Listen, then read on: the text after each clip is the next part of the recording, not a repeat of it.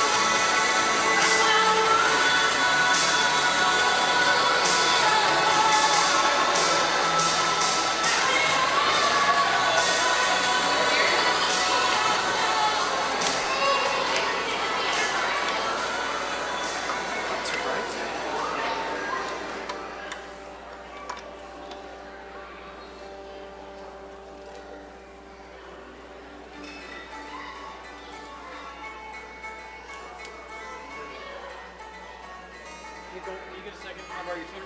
Yeah. Oh, well. Well, you give it back to me.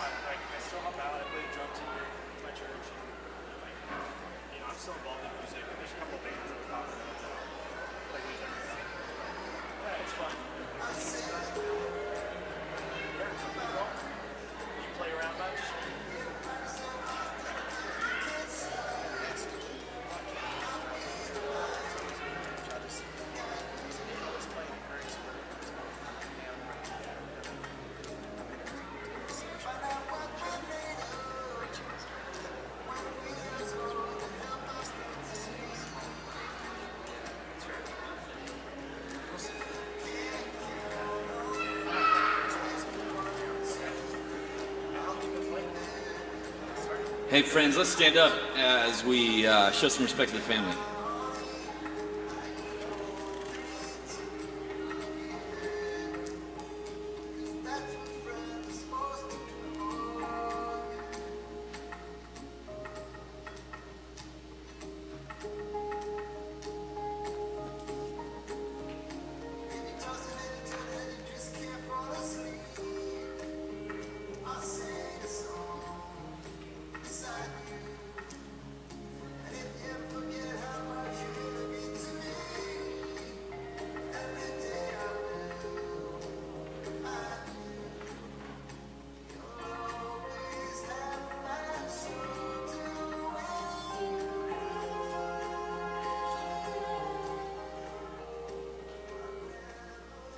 You can be seated.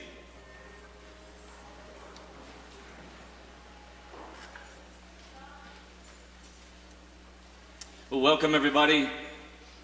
It's okay that people are still coming in. Just want to give you a heads up if you weren't sure. The official title of this event is Justin Palooza 2021. And so we want to welcome you. We want to let you know there are some things that are totally okay. Justin was really good at kind of being all things to all people. So, if you need to like cry or something like that, you're welcome to do that. But also don't be alarmed if a lot of us have some really happy moments during this time, because Justin was just so stinking cool. We've got a lot of great stories. So we're going to play some songs from his playlist. We're going to hear some words from his friends and from his family. And then we're going to do one more thing when we're done in here to celebrate him in a way that we think that he would really appreciate. So welcome, relax. Each and every one of you was probably touched by Justin's life. And so I think it's an honor and a joy for all of us to be in here together and to just celebrate him. So here's a song from his playlist, if you don't mind.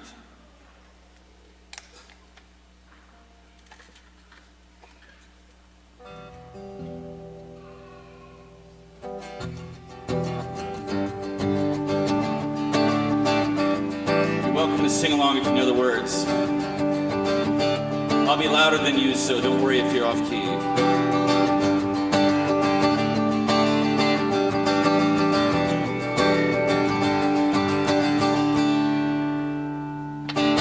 Today is gonna be the day that they're gonna throw it back to you.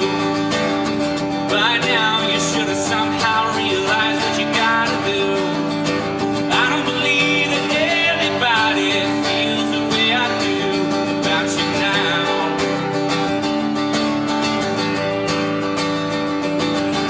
Backbeat, the word is on the street that the fire in your heart is out.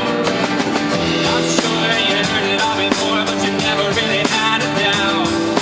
I don't believe that anybody feels the way I do about you now. And all the roads we have to walk are winding. All the lights that lead us there are blinding. There are many things that I would like to say to you, but I don't know how. Because maybe you're gonna be the one that saves me. And after all, you're my wonder-wall.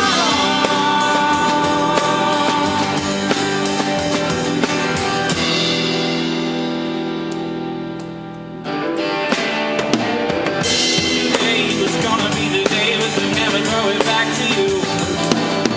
By now you should have somehow realized what you had to do. I don't believe that everybody feels the way I do about you now.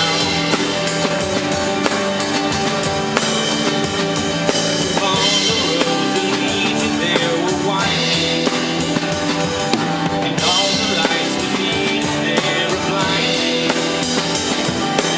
There are many things that I would like to say to you, but I don't know how. I said maybe you're gonna be the one that saves me. And after all, you're my wonder-wall. Said maybe you're gonna be the one that saves me. And after all, you're my wonder-wall. Oh yeah, maybe you're gonna be the one that saves me. You're gonna be the one that saves me. You're gonna be the one that saves me.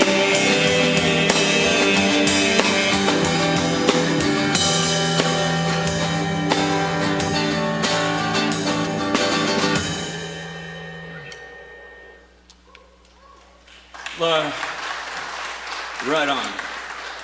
I'm going to welcome Briscoe to kick off the sharing time. Come on up, brother.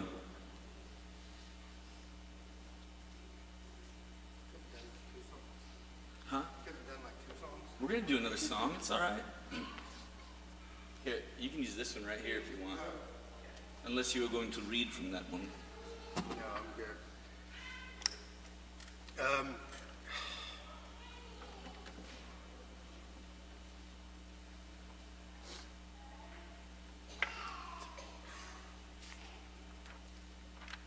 So, seriously? So, Justin was my best friend.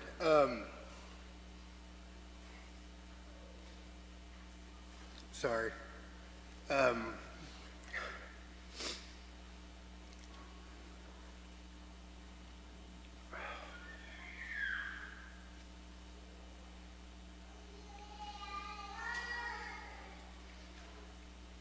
So he was my cheerleader. No matter what I did, whatever happened, he was always in my corner, cheering me on.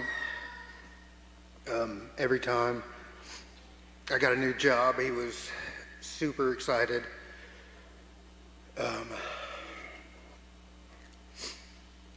Sorry. He,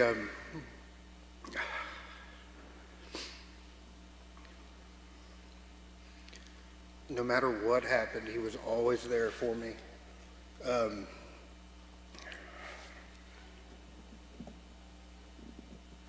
Okay, here we go.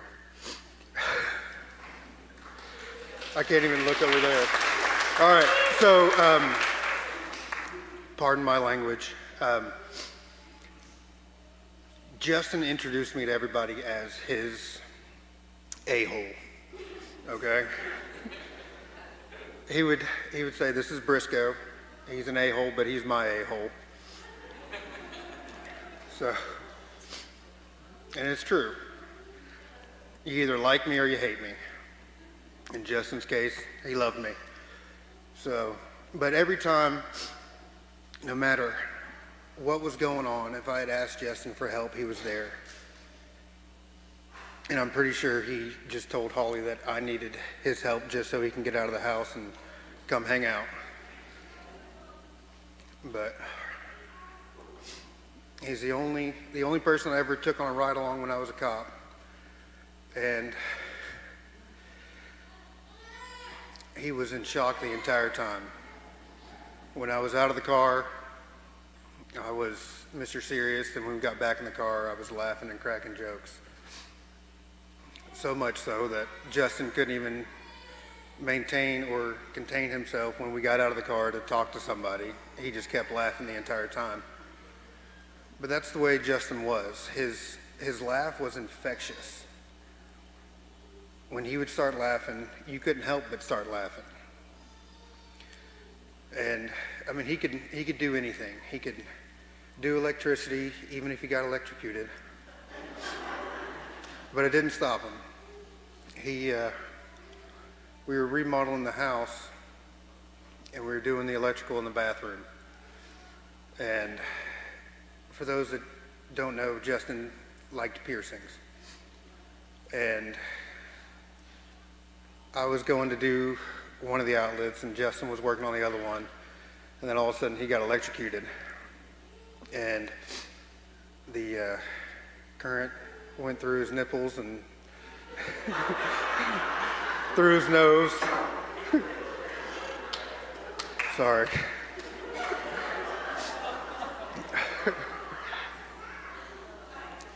At that point, I just walked away and said, "You can do the other one." And if y'all noticed, Justin had tattoos. He loved tattoos, but every tattoo had a meaning.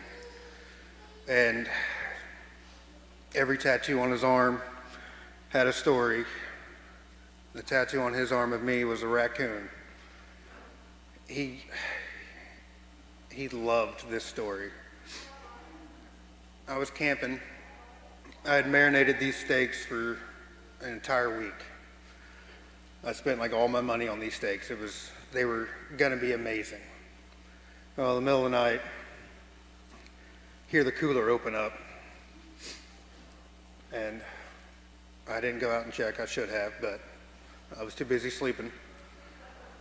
So I get up in the morning, excited about cooking steaks, and I open up the cooler. There was the lunch meat, there was the bread, there was the cheese, and there was an empty bag that had a hole in it, probably about this size, where the steaks were supposed to be. This stupid raccoon, in the middle of the night, stole my steaks.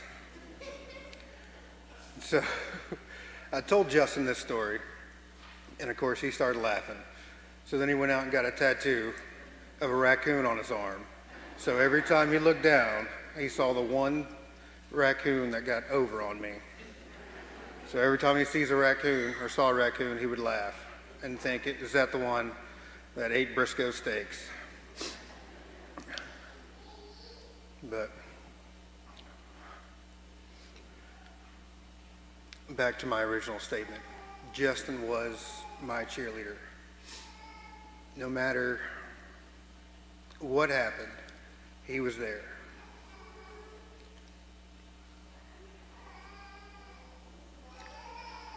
I would call him when I had a bad day, and he would say, it's okay. You know, you're the only one that can do this job. When I'd second guess myself, he would say, you've got this. You're the only one that can do this.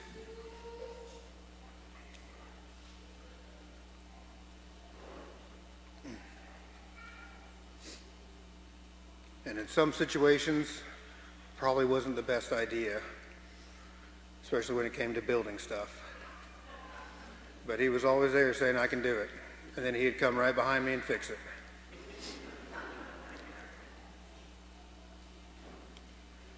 And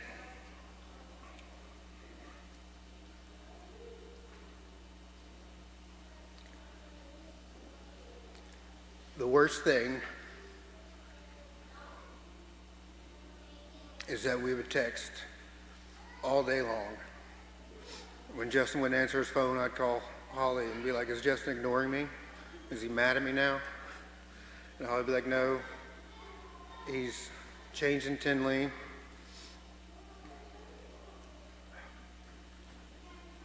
Sorry, I'm trying not to.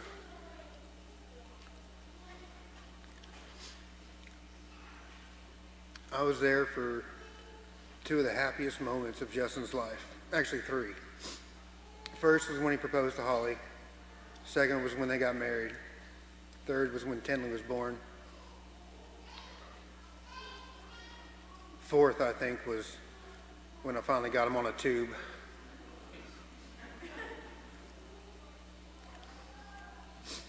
But, all right. Thank y'all for coming. Justin would have loved this. He probably would have liked it better if we had something to drink for this, but sorry. Thank y'all.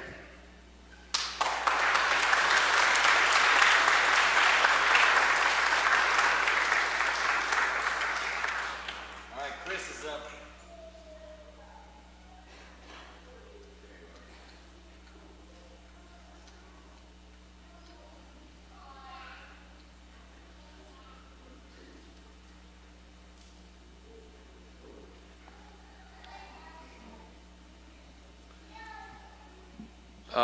Wow, this is really awesome to see everybody here, to see all these kids here. I think Holly, this is really great.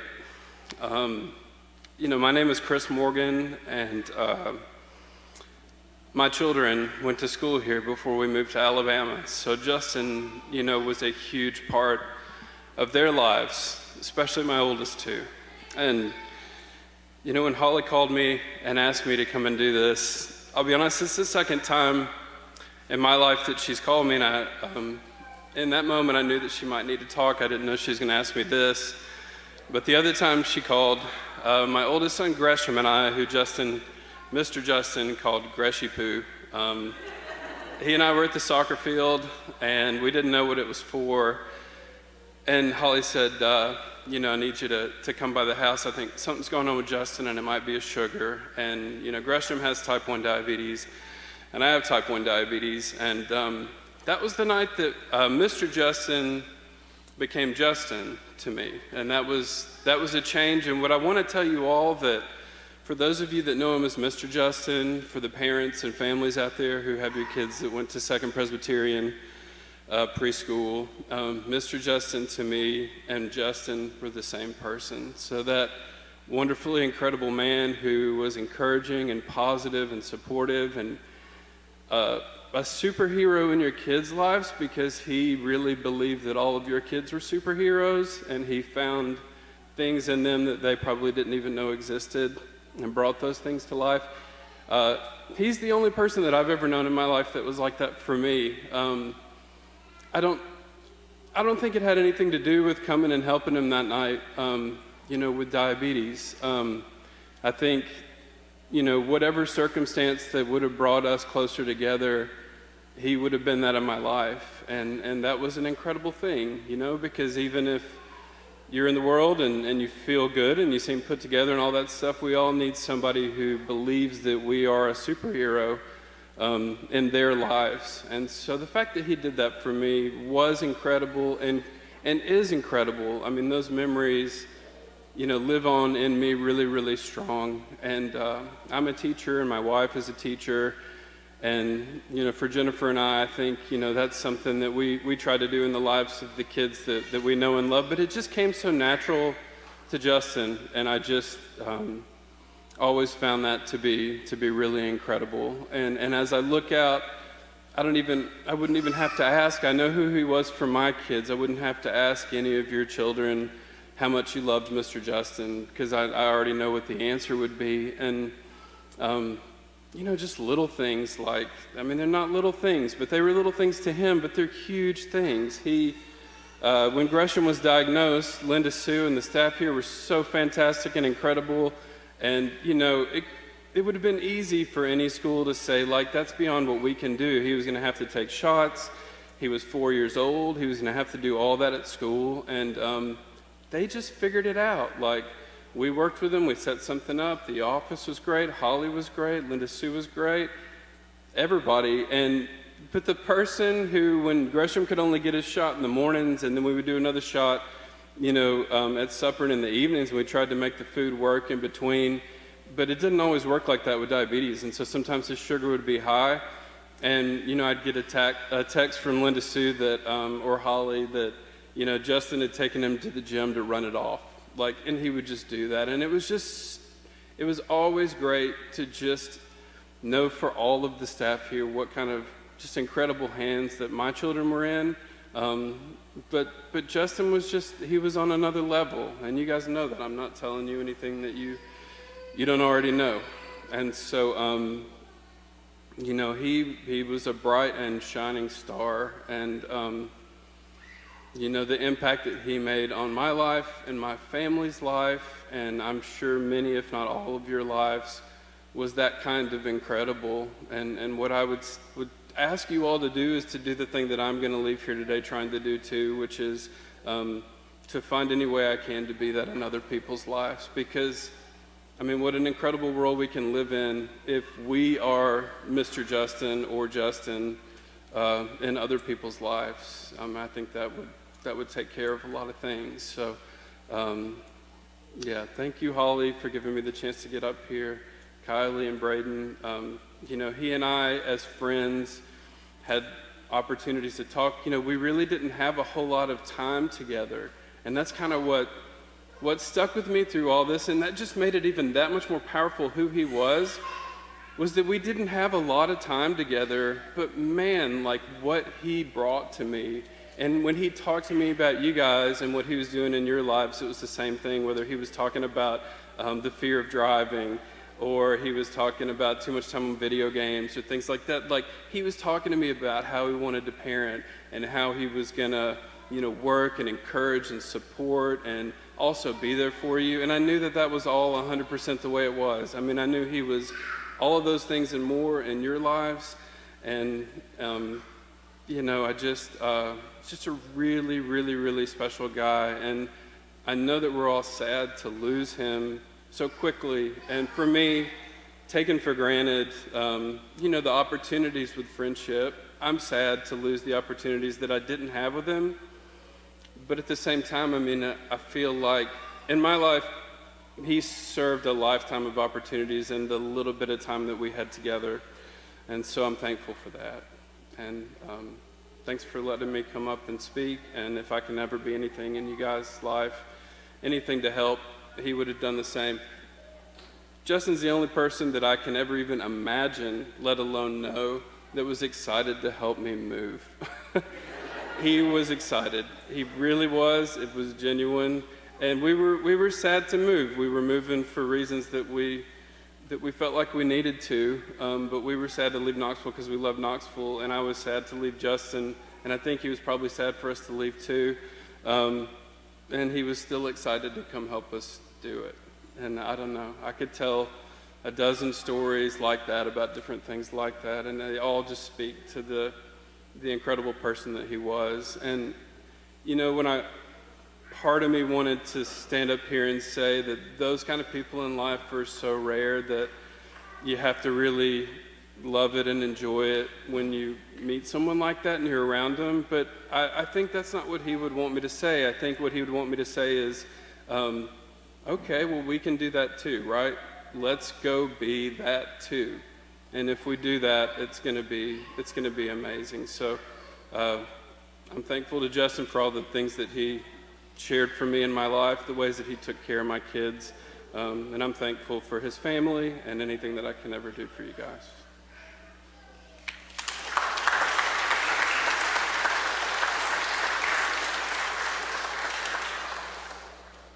All right, kids, hold on just another minute. Miss Patty's going to come and share with us, and then you get to do your really cool thing.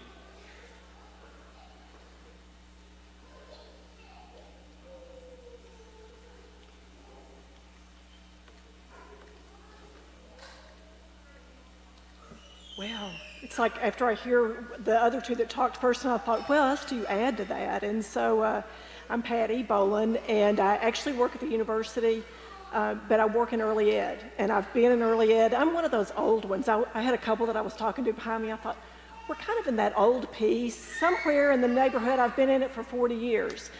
And when Chris was talking about people that were rare, Justin was one of those. And I remember 10-ish, not quite 10 years ago, I've known Holly and Linda Sue longer than that, because Second Press, the church, and the preschool have always been huge supporters for us.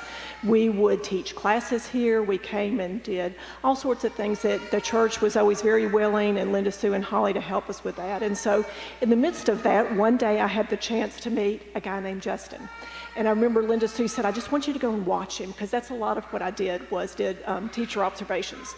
So I went, and when Briscoe was describing, I was thinking, okay, he's kind of tatted up. It's kind of, okay, this is okay, and these kids are going to think this is really cool. And so I watched him, and what I started seeing, because he didn't have a background in this, and most of what I worked with, most people who come into it have a little bit of a background. Justin didn't, but Justin had that natural ability. He just had it. He had the it factor. He could connect with children. He could connect with adults.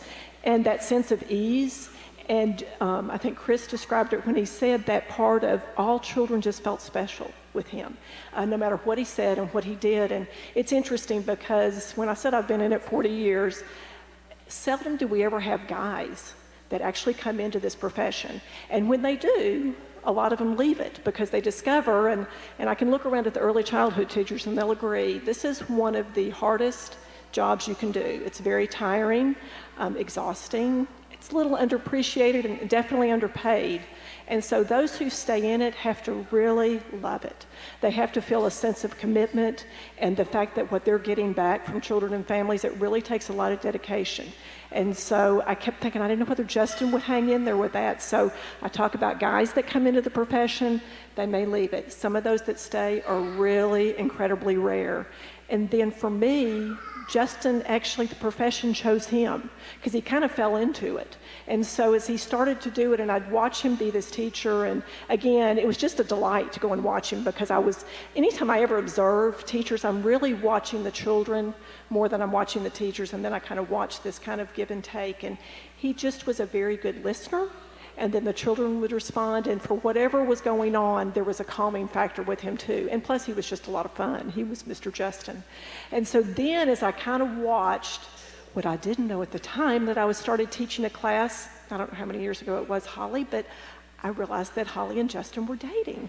And so I was like, okay, well, this is kind of cool. And so we would talk some, and Justin always had, and Holly both, had really good questions because there was this kind of blended family piece going on with Holly's children that were incredible, and Justin was trying to find his way because he'd never been a dad before. And so we had some really deep conversations about what he could do better, and he always was trying to be better at what he was doing.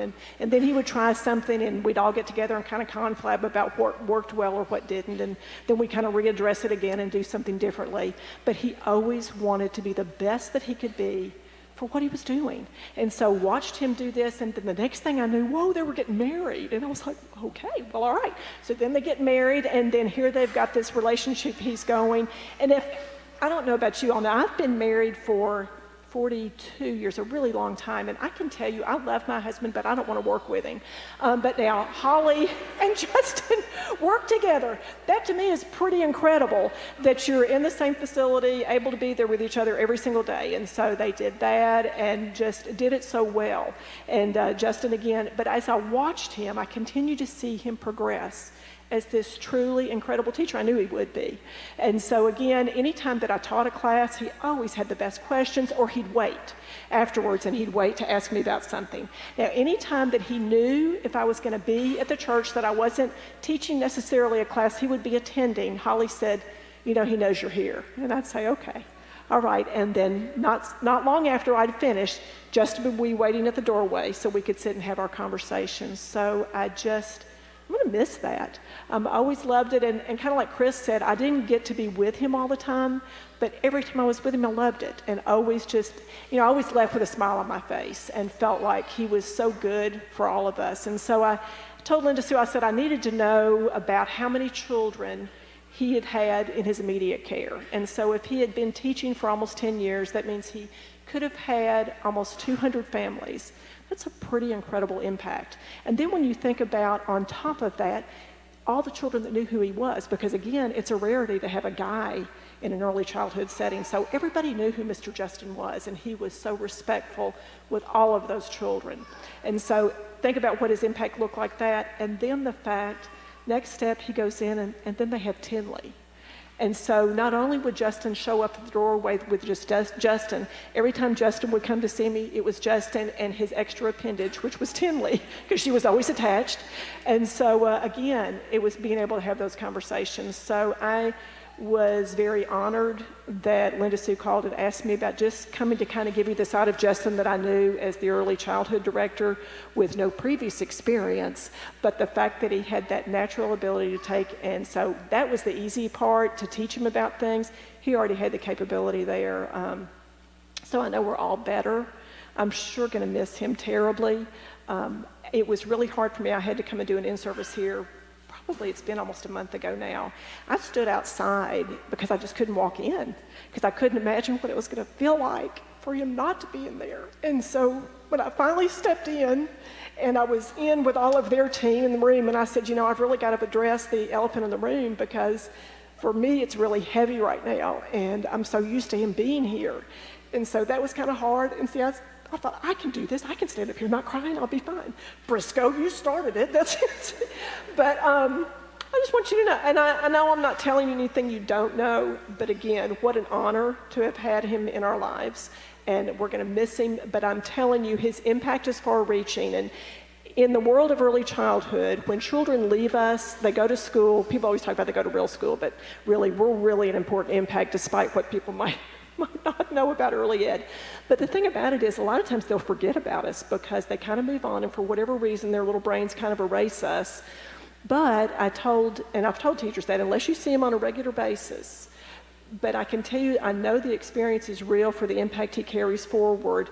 For me, being, like I said, old, a few years ago, I was dropping my grandson off at the preschool where I was the director here in Knoxville years ago. And this young gentleman who was dropping his 2-year-old off turned around and he looked at me and he goes, are you Miss Patty? And I said, yes, I am. I said, and I looked because I kept thinking, I don't know who you are, but okay. And he said, it's me. I'm Tyler. And I said, okay. Because I just don't know who you are because you're a grown man. But then he proceeded to tell me who he was. And I said, how on earth did you know that was me, Tyler? How do you remember that? And he said, I remembered your laugh. And I thought, okay, so for me, with what Justin was, and you talk about a sense of humor and all of the fun that he had, those things will always carry forward. How he made your children feel, that goes forward. So the journey for us isn't finished with him. He'll be around and memories and stories will live for a very long time, but we're going to all miss him being here. Thank you.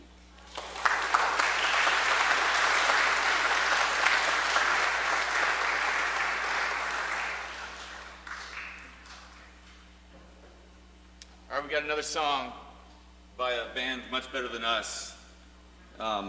It's Michaela. Where you at? All right. Follow the one with the cape. While they're getting set up, I'll also mention that Justin did have a tattoo of a pink elephant, so he also had the elephant in the room thing covered pretty well. If you are in preschool blue, please come to the stage.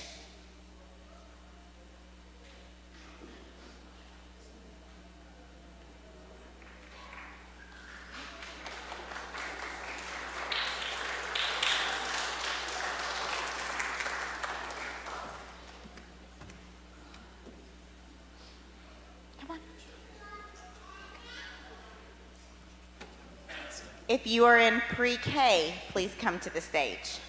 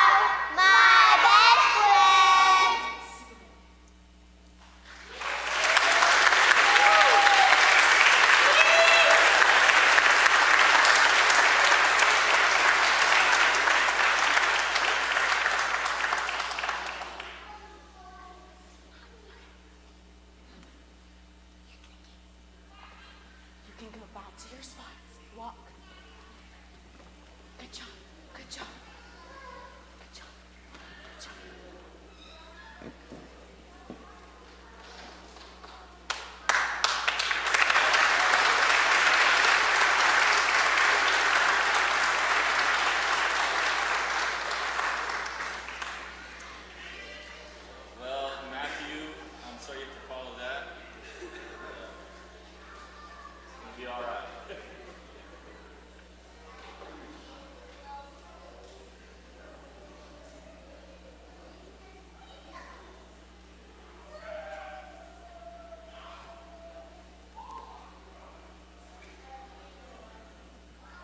Hey guys, yeah, that's a tough one to follow. I saw that I was going to have to go after that one. I got really, really nervous. But Michaela, thank you for making that upbeat. I appreciate it, so I can talk right now.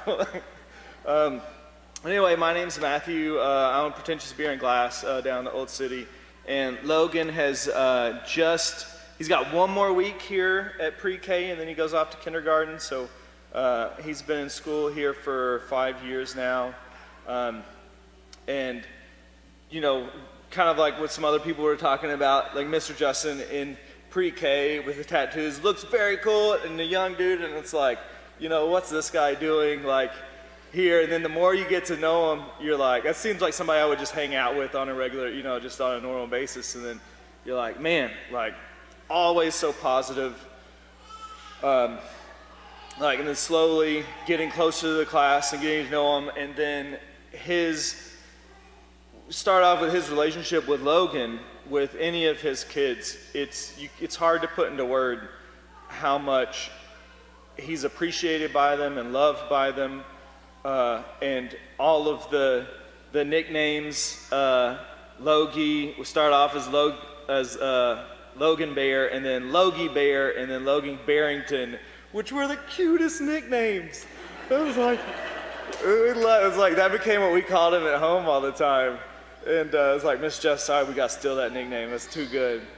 And getting to see him over the course of years, coming in to daycare and preschool and dropping the kids off, and seeing his positivity in these short little moments, and having that be so consistent over so long, and then getting the honor of having him teach Logan, and build that relationship with and that connection, it means the world.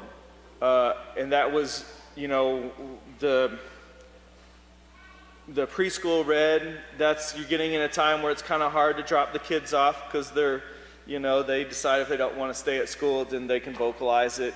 And that never, no matter what kind of mood Logan was in, he's got his hand up right there, and no matter what kind of mood Logan was in, he would cheer him up. Like, he's like, I don't want to go to school today. Like, I want to stay at home. As soon as we walked through the doors and he saw Mr. Justin, that was it. It was good. You know, he was like, awesome. I'm going to hang out. We're going to tickle, and we're going to run around and have a good time. And then I got the honor to get to hang out and know Justin on a personal basis. One day, out of the blue, he just came up and he was like, hey, dude. He's like, you want to go get lunch sometime and hang out? And I was like, yeah, sure. You seem like a super awesome, like I said, like somebody that I would hang out with anyway, you know, just the young, tatted up guy.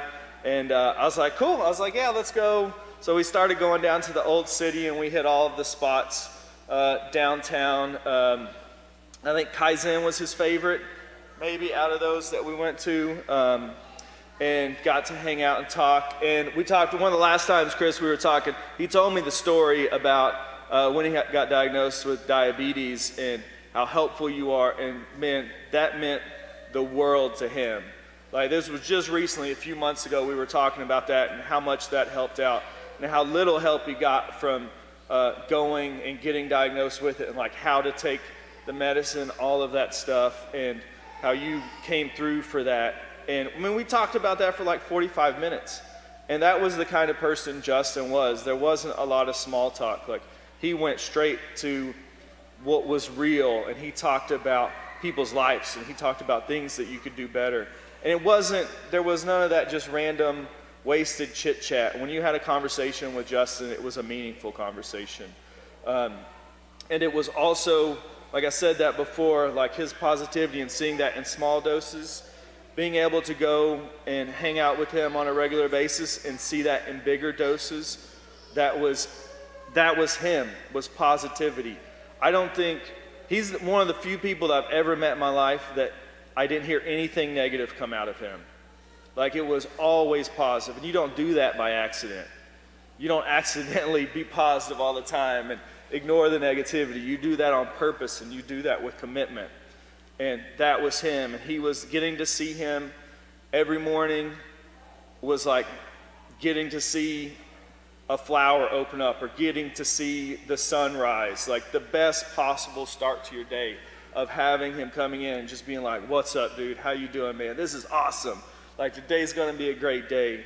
And I think that's something that the takeaway I have from Justin about just keeping that positivity going, just being an honest, awesome person.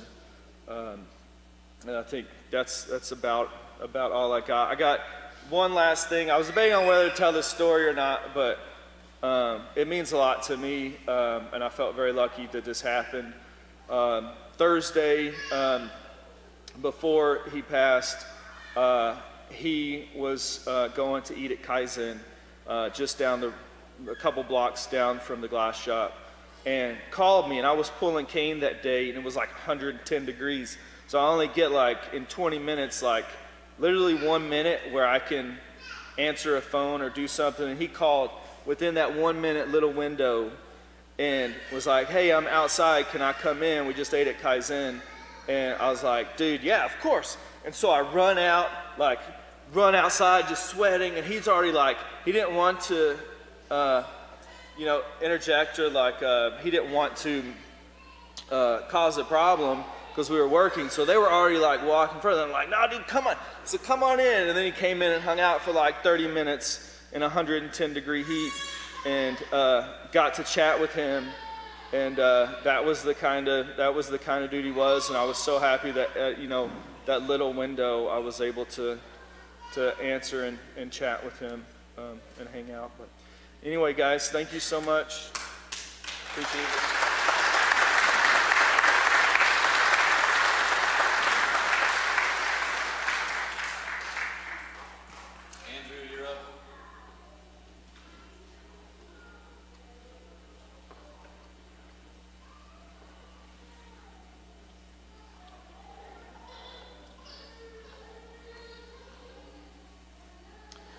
It's kind of hard to follow all these stories, but the cool thing about it is I can put faces to names now. And when I would hang out with Justin, he would send all these stories, or he'd show me text messages. And I was like, I didn't know who they were, but now I can see the faces, and it's awesome how intertwined people are through Justin. He had a way of just connecting people. Even though you didn't know him, you felt like you did know him. And so, Matthew just took some stories from me about eating, but I'm going to jump on that band too. But Justin and I, the backstory is I came into town from Nashville, and my family and I were looking for a place for my youngest daughter to go to preschool. And Holly and Linda Sue happened to make something happen for us, thankfully, so I could get our daughter Ruby in. And I always heard about Mr. Justin, and I was like, man, I was really looking forward to meeting him. And I remember the first day I walked in to drop off my daughter, I saw him, and I was like, kind of same response, like, man, this dude's cool. He's got earrings, he's got tattoos, and nose ring. I was like, man, this is cool. And then every afternoon, the first week, having the opportunity to have a conversation, he would take a few minutes just to say, hey, what's up? How are you? We got to know each other a little bit more. By week 2, he came up to me and he said, hey, you want to get lunch sometime? I said, yeah. I said, I'm always looking for a friend right now, moved into the town. And so the following week we started getting lunch, and that was something that Justin and I did pretty regularly, a few times a month. And so there's just something about Justin that I enjoyed. I think what I'm hearing too is that Justin was more of a friend to me than he realized, thinking that I was a friend to him. And I say he meant so much to me, just the random text, and just to be able to talk to somebody at 11:45 at night. He was always there and made himself available. A few of the stories though, everything that we did pretty much revolved around eating food, and which I loved. And Justin was like, hey, he's like, can we go to some new restaurants? And I said, yeah, I like new restaurants. And there was this one time, and I can't remember, Holly, if it was your anniversary or if it was your birthday, but I remember talking to him that morning when I dropped off Ruby, and I said, So where are you going to take Holly for special dinner? You know, it's a big night. And he's like, well, I wanted to go to this really fancy restaurant, but she asked if we could just go to Ruby Tuesday because she likes the salad bar. And I was like, okay. And then he leaned in and he said, but that's why I want to go to lunch with you so we can try out all these new places. And I was like, it makes sense. And so that's what Justin and I did. We began to venture out and try out all these new restaurants. And another quick story, one of the funny things was Justin loved sushi, and he loved Pokeworks. And I was like, yeah, let's do it, you know. But there were a few times I was like, oh, man, I'd really like to go get some pizza or a burger or something. But I knew that this was his time to get away and try that food out. And so I was like, well, yeah, let's go do it. The funny thing is that every time we went to sushi places, I'd always get a Diet Coke. And usually I'd just get water because, you know, that's just what I do. But at the Diet Coke with sushi, and the thing he didn't realize was I have this massive gag reflex with seaweed. And so every time I would eat the seaweed, I would drink the Coke real quick to wash it down.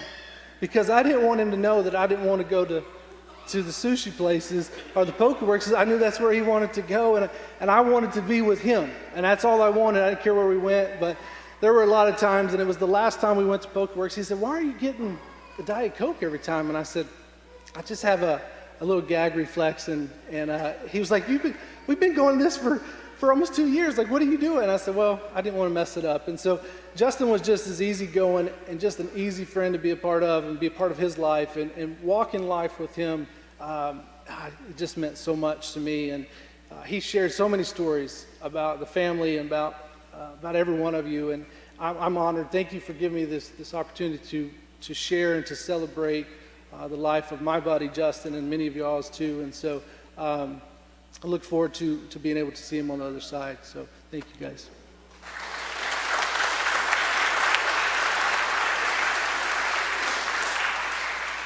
Hey, if anybody needs to get up and stretch, you can totally do that. We're going to play another song from his playlist. And this is the kind of song, it's not a bad song by any stretch, but when I first got hired at this church in 2009, some people were really scared that I was going to play this sort of thing on Sunday morning. So if you're one of those people, you know me now, and you know that I wasn't so bad after all. And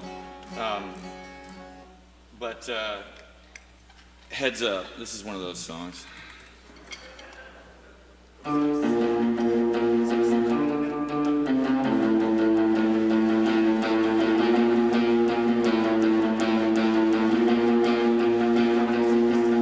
Hey, don't write yourself off yet. It's only in your head you feel left out or looked down on.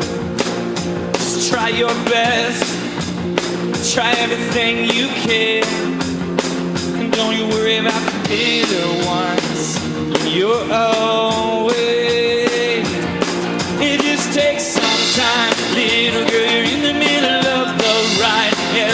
Everything will be just fine. Everything will be alright. Hey, you know they're all the same. You know you're doing better on your own. So don't buy it. Live right now. Yeah, just be yourself. It doesn't matter if it's good enough for someone else. Take some time, little girl, you're in the middle of the ride. Everything will be just fine. Everything will be alright. Just take some time, little girl, you're in the middle of the ride. Everything will be just fine. Everything will be alright.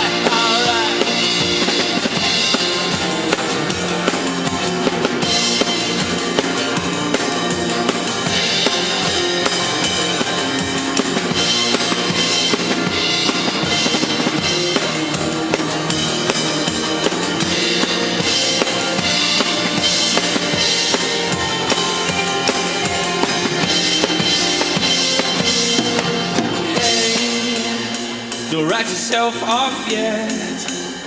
It's only in your head you feel left out or looked down on. Just do your best, do everything you can, and don't you worry about the bitter hearts are gonna stay. You just take some time, little girl, you're in the middle of the ride. Everything will be just fine. Everything will be alright, alright. You just take some time, little girl, you're in the middle of the ride. Everything will be just fine. Everything will be alright, alright.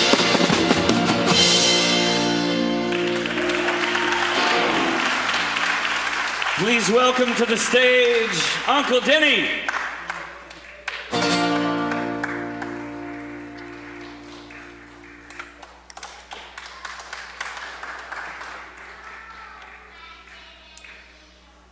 So, Holly and Kylie, Braden, thank you very much for giving me a few minutes to speak.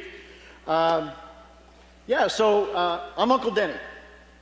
There's a little story, interestingly enough, that he said that because it goes along with this. Justin was our first nephew, and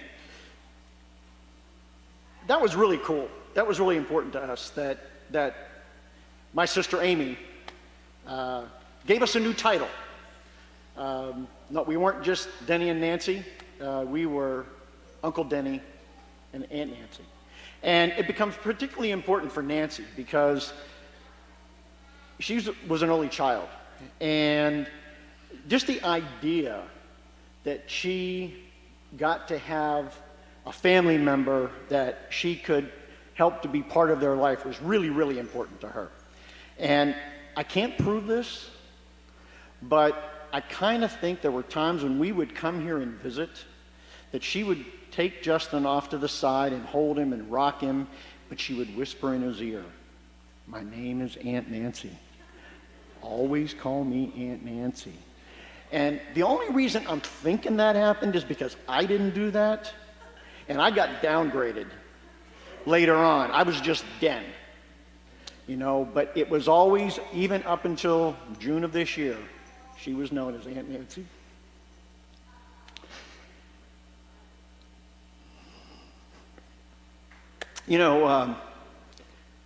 I feel there's a little bit of responsibility here for me to represent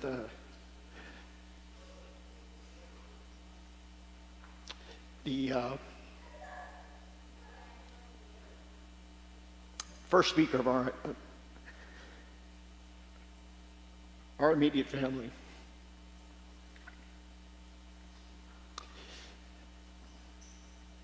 But it's also an honor. Back in 2006, when Justin graduated from high school, I called him. We were living across the country at the time, and I called him and congratulated him, and I said something along the lines of, "So, pal, what's next?" And he said, I want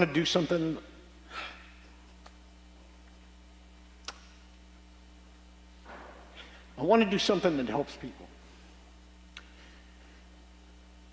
Now think about that. He's 18 years old.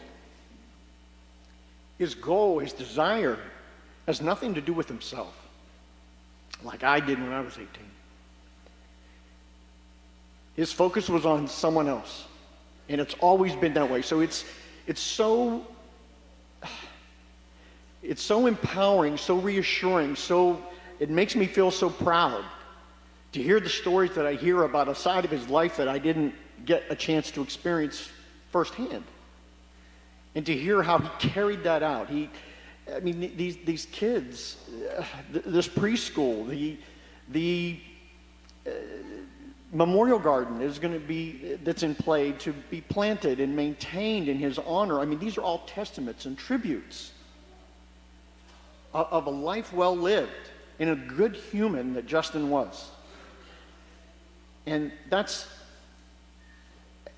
as an uncle, that is just so incredibly fills me with pride. Justin was a lot of things to us. And obviously what you heard earlier in this service are how he was to other people. But he was also that way with his family as well. My sister Amy and I, our lives took different paths. We went off to distant parts of the country. So we couldn't be here for our parents. But we could always count on Justin to be there.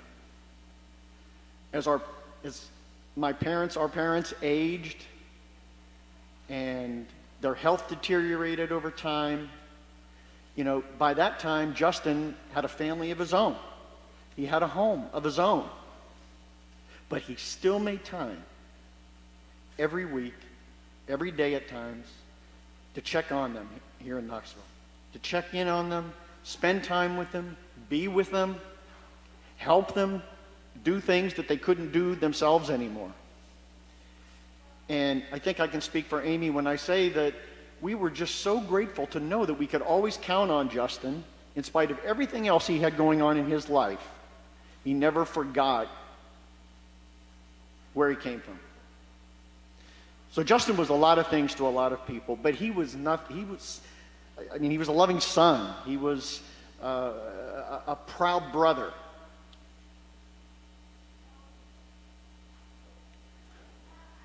He was a fun and adoring first cousin to our kids. He was a good friend.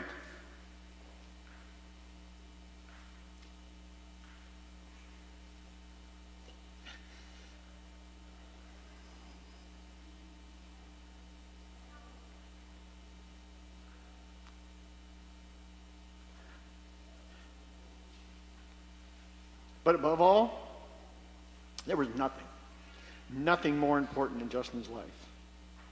And nothing came before Holly, Tinley, Kylie, and Braden. And that's the true testament to Justin. And if we all here in the sanctuary, those of you who are watching live stream and those of you that are watching the recording, if we can just take that with us today and become better versions of ourselves, it would be a tremendous honor, a tremendous tribute to Justin and the life that he led. Thank you.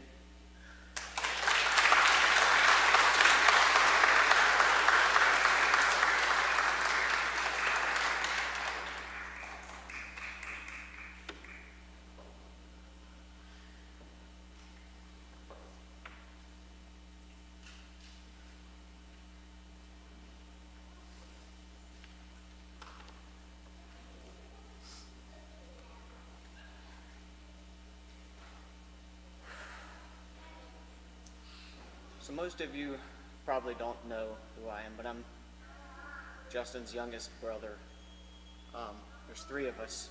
Chase, unfortunately, couldn't be here today.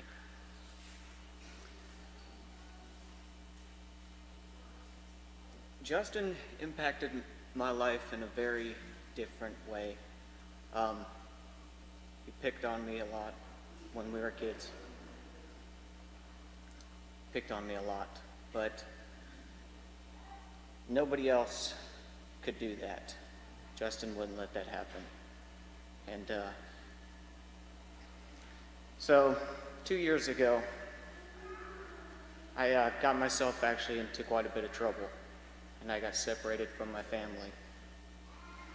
So my wife and son moved here, and I stayed in Georgia.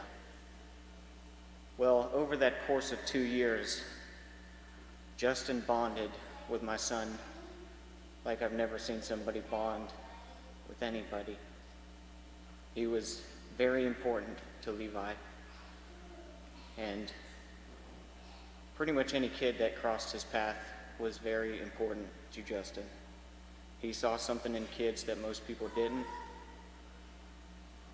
and I think that that's what made him special in his own way. When he did something, he put his all into it, and he always used his whole heart every day. But I'll always remember him for what he did for me and my family when I couldn't be there. He was there for my son and my wife when I couldn't be. And I'll always remember that.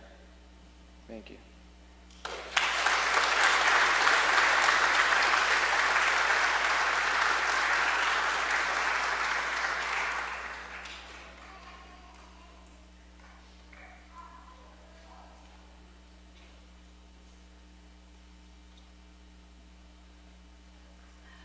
They saved the best for last. I'm Mom.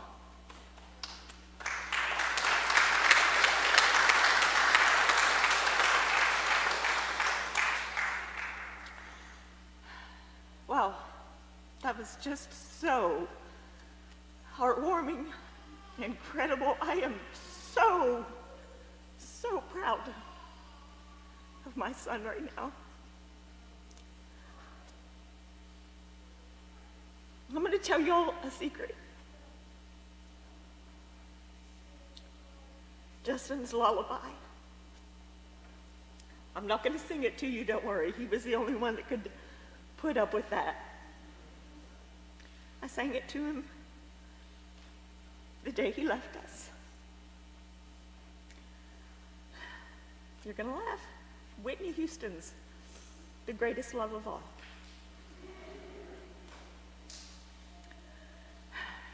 Justin didn't sleep much when he was small, so I had to come up with a really long song so that he had time to go to sleep. But let's think about those words now. I believe the children are our future. Teach them well and let them lead the way and show them all the beauty they possessed inside. Give them a sense of pride to make it easier. And let the children's laughter remind us how we used to be. I sang that to him so many times. And I think it stayed with him because he did love to laugh. He loved the child in each and every one of us. He wanted to see you laugh with him.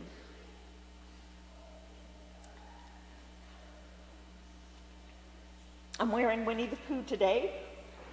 That was one of Justin's favorites. We watched the Huffalumps and Woozles episode 1,000 times.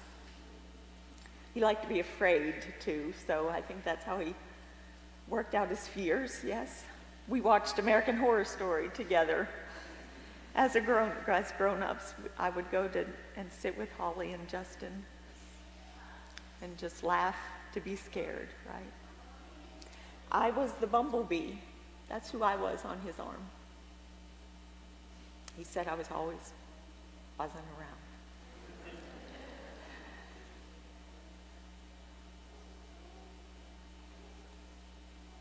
$12,057 days. That was Justin's lifetime.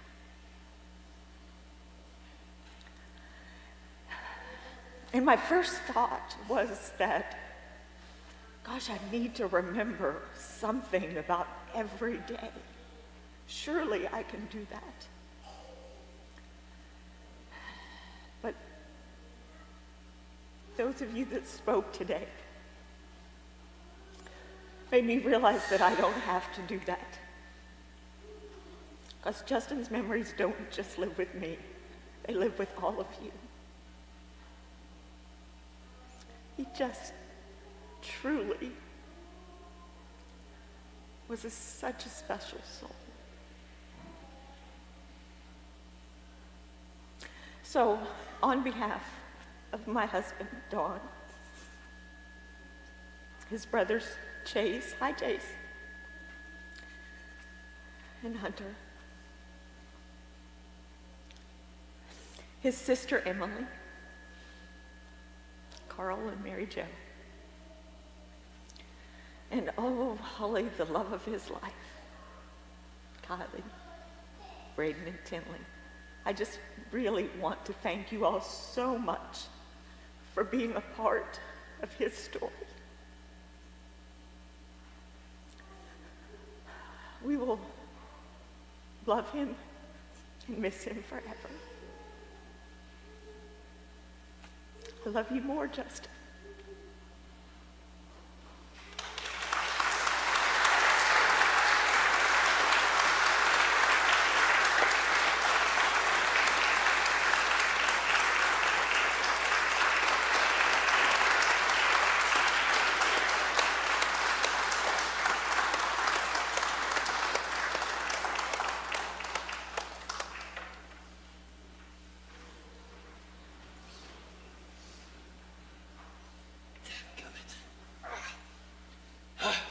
You guys okay with a couple more things before we blow some bubbles?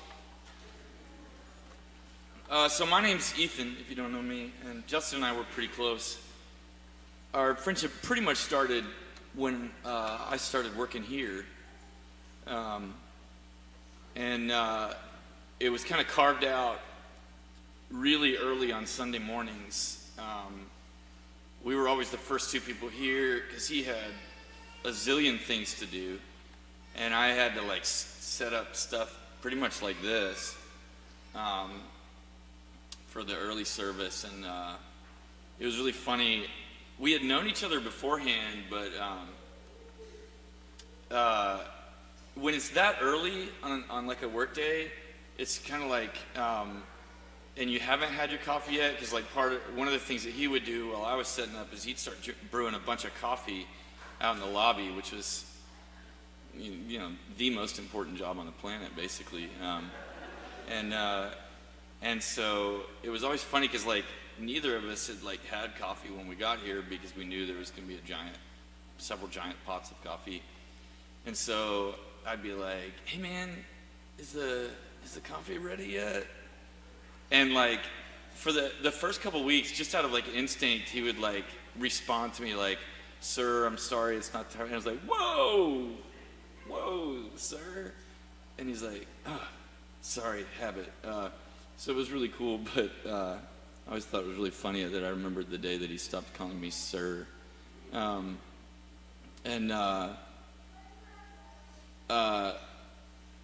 You know, I've thought about it, and I'm like, you know, it is really easy to kind of like maybe, you know, when you memorialize somebody, it's easy to like really talk them up. But I don't know about you guys, but I haven't heard a single exaggeration today. And I hope you'll trust me that I'm not exaggerating when I say that, you know, for my part and on behalf of some of us, you know, Justin was just one of those people who was Jesus to me. Like a lot of the time. And, you know, for every one of you, I mean, raise your hand if he's helped you move. Right? Come on. Me too. I think my bed was on top of his truck. Anyway. I'm going to share a quick story, and then I'm going to sing a song that I wrote. I'm going to try to. So the story will just intro the song. I know we've been here a while, but I think it's important. But and I'm going to check my journal a little bit, just because I figure, well, I can either practice the songs or practice the speech. I figured I'd practice the songs. You're welcome. So literally about almost exactly 10 years prior to the Monday morning that brought us together today, Justin and I walked into this building and revealed to our fellow staff and my brand new wife, who was also fellow staff at the time, that we had branded ourselves over the weekend, each other. And so I've got this brand right here. You can't see it. It's kind of like it looks like a J, which is purely coincidence. It just so happens that we felt really strongly that we should brand ourselves while we were on top of that mountain that night.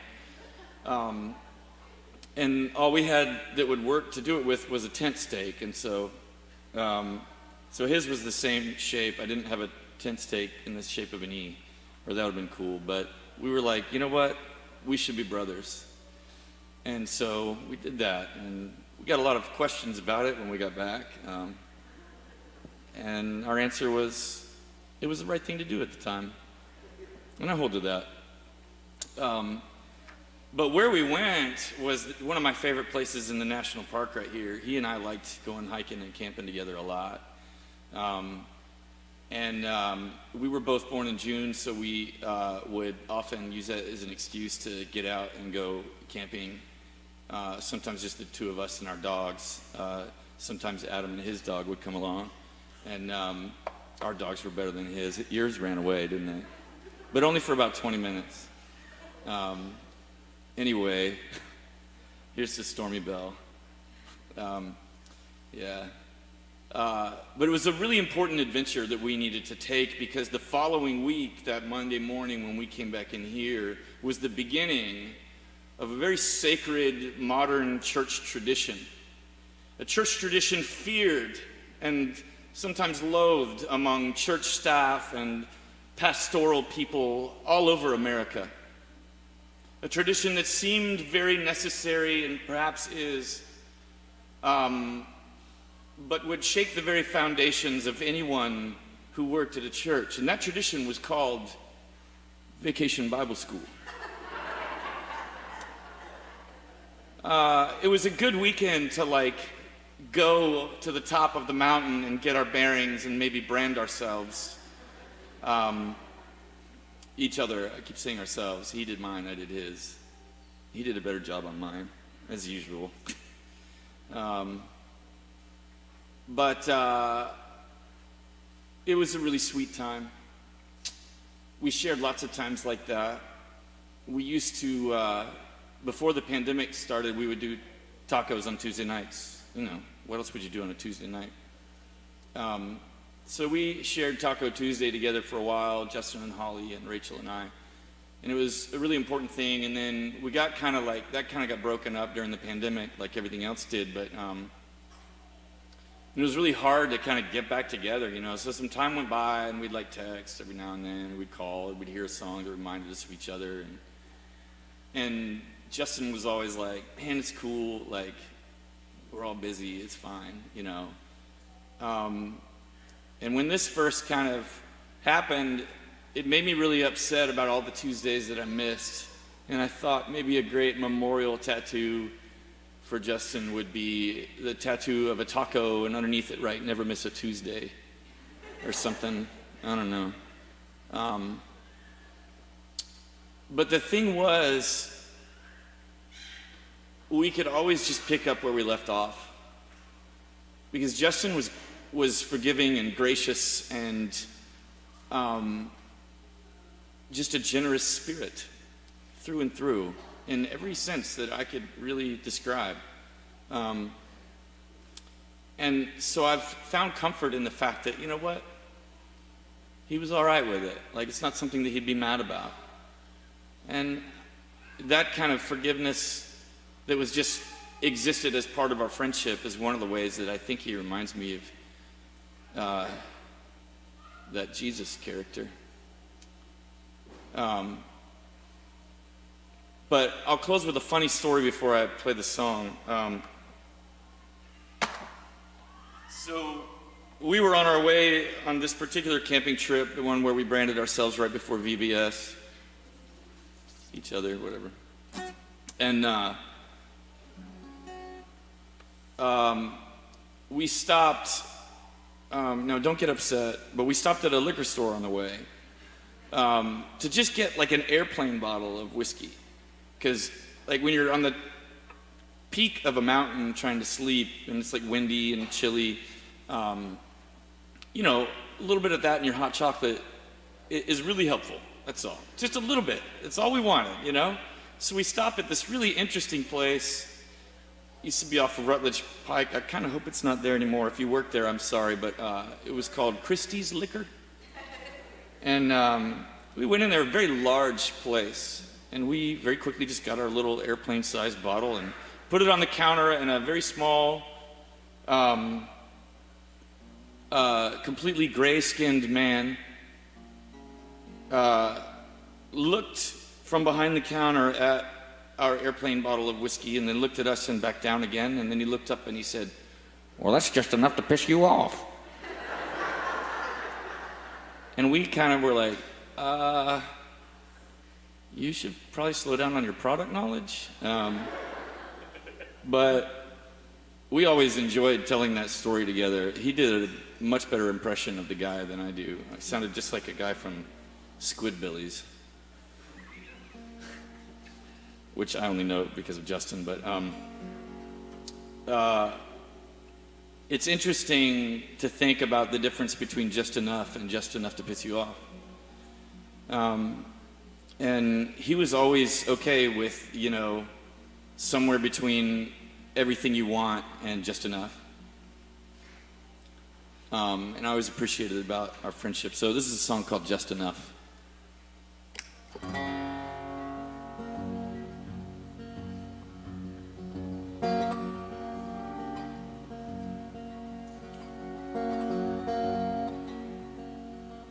The sun was never up here when we started, and the hardest part of being friends was when I would ask if you had made the coffee, and you'd look at me in deep defense.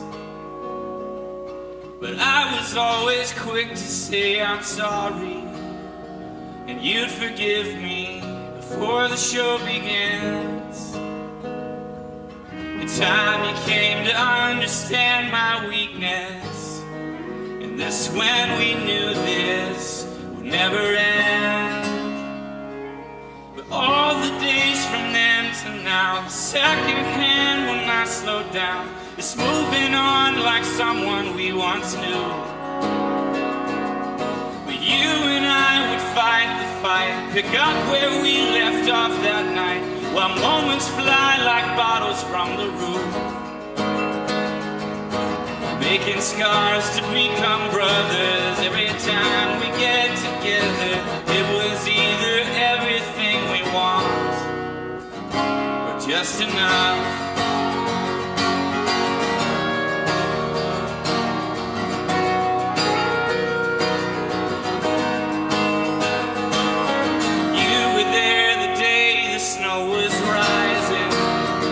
Instead of falling on Martha's Cliff,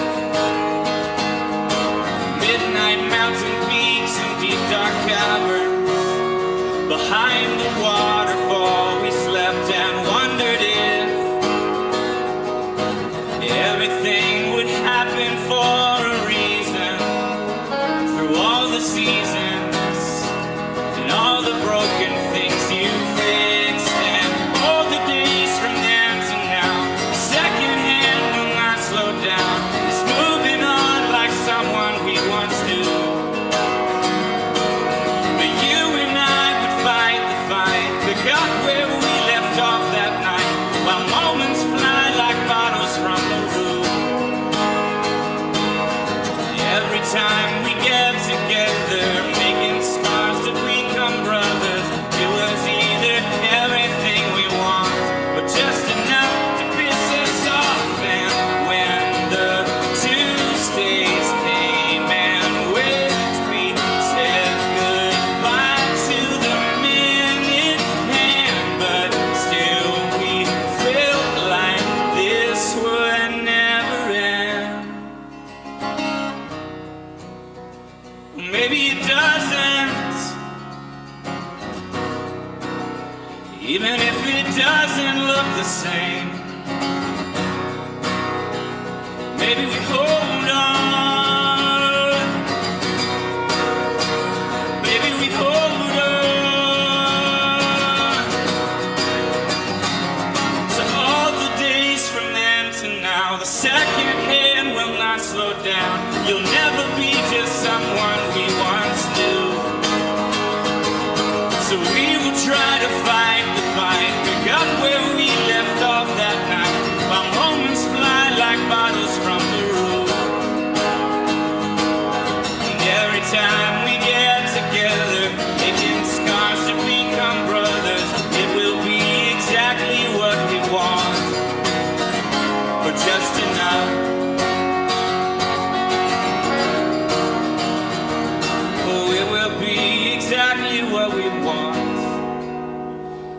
just enough.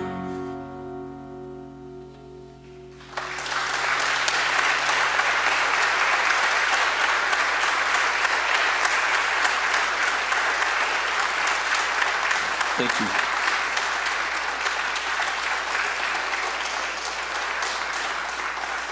I have one more person share, and then we'll close in a song. And thanks for hanging out.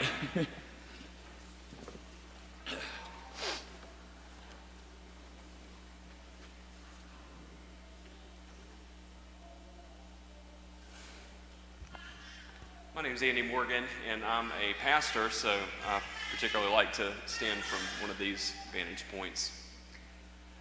I got the honor of being both Justin's pastor and his friend, and I'm just so delighted to see everybody who's come out and all the ways that the love that Justin had touched so many lives.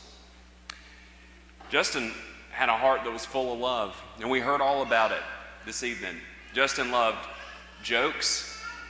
He loved to have lunch with folks. He loved sushi. He loved children. He loved his family. And I bet he loved each one of you in really profound ways. His heart was full of love. And Justin saw a world that would be better if folks would see the world with love as well. Justin and I shared lunches as well. I think you can sense a theme here. But Justin and I would also go to the frequented lunch spots that you've heard about. And Justin shared with me a dream that he had, which was to write a children's book. To write a children's book that helped children see the world with celebration and wonder. Justin imagined this children's book would have a protagonist that had tattoos, because he saw a world that would be better if people would meet folks who look different than them with celebration and wonder. And what a world that would be. This deep love that Justin had helped him to see a world that was different than the world that he lived in. A world that was better, and a world that we can all be invited to take part in. Justin had many tattoos himself, and Justin and I also shared the same tattoo artist. And Justin had all the tattoos that you had heard about tonight with all the stories. And he saw this role in his own role here at the preschool as an opportunity to help children not be so scared of folks who had tattoos, because in fact, people or pastors with tattoos need not be feared, but you could meet them with celebration and wonder. This was a ministry, I believe.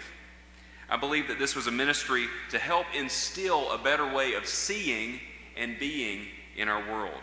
And I think each of us are better for it. This all came out of a deep place of love that Justin had, a deep, abundant, overflowing sense of love for the world that helped him to see the world with wonder. And Justin's love helped him to focus on the needs of children, all the children who you saw do the wonderful song, all the children who have sat so nicely through this service, all these children, because he knew that it's children who need a new way of seeing and being if the world is going to ever be the way that he hoped it would be. And children also have big questions and big emotions, and they're often more honest about it than folks who are grown-ups. And they also take direction a little better than grown-ups can take too. And we all have big emotions in this room and big feelings in this room. We're happy in certain ways that we knew Justin, that we have all these memories that we can share, but we're sad because Justin is no longer with us. We're hopeful that we will see Justin again in and through our faith, but our grief in this moment is real and profound. And so we, even if we're grown-ups or if we're children, may have big questions, big emotions, and big feelings. Big questions like, why would such a thing happen? Can it be true? How can it be true? These are important questions. And these are questions that don't really have good answers. I've thought quite a bit about what Justin might say to us, especially children in his class who are dealing with these big questions and these big emotions. And I imagine that Justin, if he were here, he would tell us that if we're not sure about something, if we have big questions and big emotions and we're not sure, we need to know and remember and trust in what we do know. We need to trust in what's true. And what's true can help us to not be as scared and to have hope. That, of course, is how Justin was able to bravely approach a world that he was uncertain about with such hope and wonder. He wasn't sure about the world, but he was sure about one thing, about his love for it. When we don't know the answer to the big questions in our hearts, like why and how, we need to remember what's true and what's certain. And what's true is this: Justin had love for this world, had love for his family, his students, his friends, his job, his tattoos, being helpful, helping people move, doing house projects. He had love for the world. And his love was true, and each of us know that it's true because we felt it and we were changed through it. When we have big feelings and big questions that are important but probably can't ever be answered, we have to trust in what's true. And love is the truest thing that we can know. Justin's love was true and can help us to find peace in this moment. And God's love is the truest thing that we will ever know and can help us to find hope in this moment. The Apostle Paul wrote in his letter to the church in Rome, an early church who themselves were persecuted and scared and felt big feelings and had big questions. And he wrote to them in what we call the letter to the Romans. And his letter says something that I think can help us to leave this place with hope in our hearts. Paul writes, "Who shall separate us from the love of Christ? Shall trouble or hardship or persecution or famine or nakedness or danger or the sword? As it is written, for your sake we face death all day long. We are considered sheep to be slaughtered. No, in all these things we are more than conquerors through him who loved us. For I am convinced that neither death nor life, neither angels nor demons, neither the present nor the future, nor powers, nor height, nor depth, nor anything else in all creation will be able to separate us from the love of God that is in Jesus Christ our Lord." Love is true, and it makes an impression on us. And Paul writes that nothing is able in life or in death to separate us from the love of God. Nothing is so bad or so confusing or so sad that it leaves us without the abiding presence of God's love. And that's true. And we can trust that it's true. We can know that God's love abides with us when we gather and will gather with us again. God's love will gather all people again who trust in God in eternal life. We might not have the questions on our hearts answered, these big and important questions, but we can be certain about the one true thing, about love, about Justin's love and God's. Nothing can separate us from the love of God and God's children, and Justin Grimm was a child of God. We've talked about him having many hats and being many things to many people, but to God, he was his child. And we can trust that the unbreakable love of God will bring us all back together again. And we can go from this place with these memories that we have of Justin, all the big feelings that we have and the important questions, and we can know that we can have peace in that. And we can feel with thanksgiving the gratitude of Justin's love touching our lives. There's peace in that. And what a good feeling it is to go from this place with that peace. We can also know that God's love, the source and author of all love, is present with us in all that we do, in times of joy and sorrow, house projects and tattoos, lunch opportunities, and birthday or anniversary trips to Ruby Tuesday, in life or in death.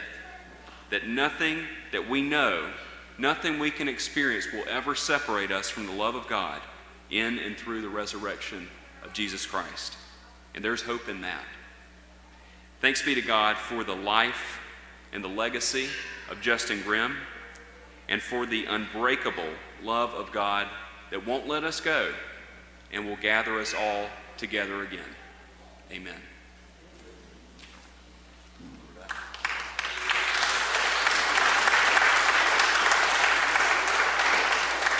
So we're just going to do one more song that was also on Justin's playlist.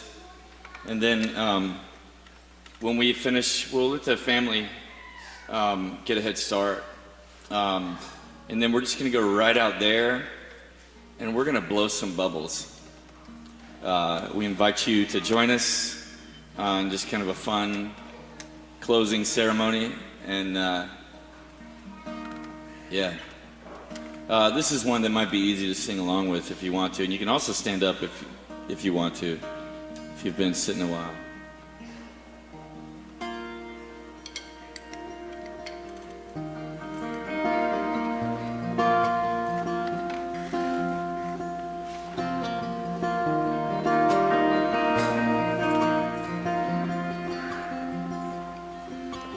Higher than the mountains that I face, stronger than the power of the grave, constant in the trial and the change. One thing remains, this one thing remains. Your love never fails, it never gives up, never runs out on me. Your love never fails, it never gives up, never runs out on me. Your love never fails, it never gives up, never runs out on me. Your love.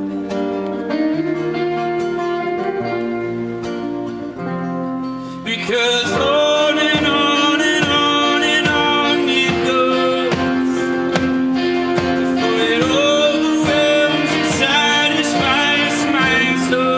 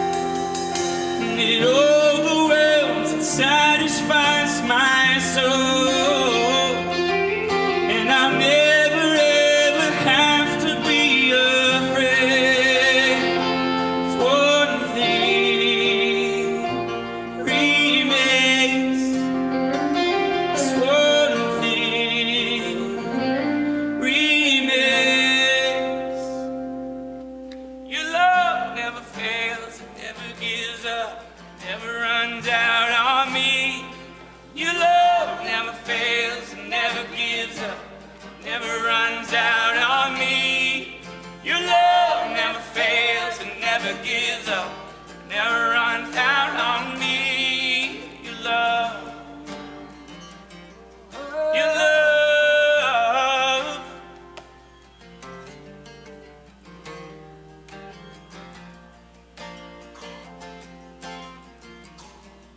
We're gonna dismiss the family, and then, like I said, we'll follow them. We'll just kind of go right out there and have a little fun, Justin style.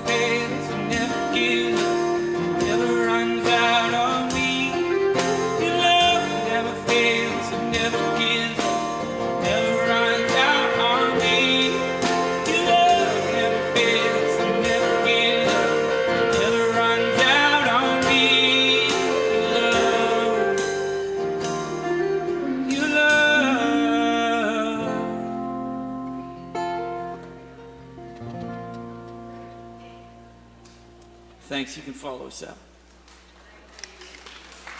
Well,